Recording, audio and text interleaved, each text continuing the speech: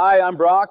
I'm Jim. Before we get started, if you want to stay ahead of the cattle markets, sign up for our free daily briefing at hundredweight.com. It's delivered right to your inbox every morning, 5-minute read. And if you've ever wished you could keep complete cattle records without the clipboard, the Cattle Record Guide lets you enter records from the field with your gloves on. Just say, "Hey Siri, try it free for 14 days at hundredweight.com.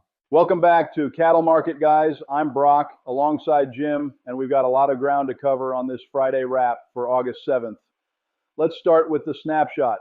Looking at the numbers out of the feeder cattle markets, we're seeing 500 to 549 pound steers trading recently, but the trend line is worth noting. Back in late June, that weight class was fetching $463.08 per hundredweight. And by the week of July 26th, it had come down to $408.76 per hundredweight. That's a meaningful pullback over about a month. That's a heck of a slide for 5 weeks, Brock.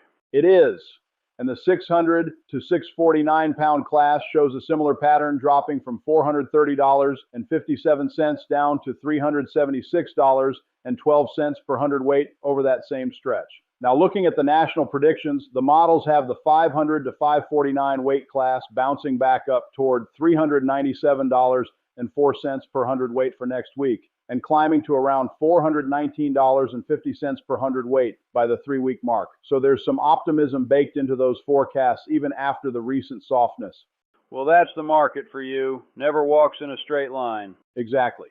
And the article from the cattle site this week backs that up. Live and feeder cattle futures actually hit 3-week highs, with momentum coming from technical factors in support of outside markets. But then just a day later, we saw futures fall on demand worries tied to broader stock market weakness. So we're getting whiplash day to day, even as the underlying supply story stays tight.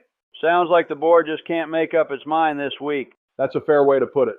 Volume-wise, most of these sales categories are running at what the data calls average volume, though we did see some lighter volume weeks back in late June, with only around 500 head moving in that 500 weight class compared to over 2,000 in more recent weeks.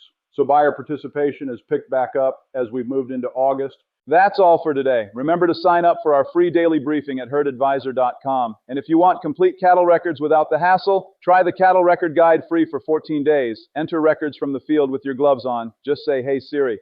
Catch you in a couple days. All right, see you then.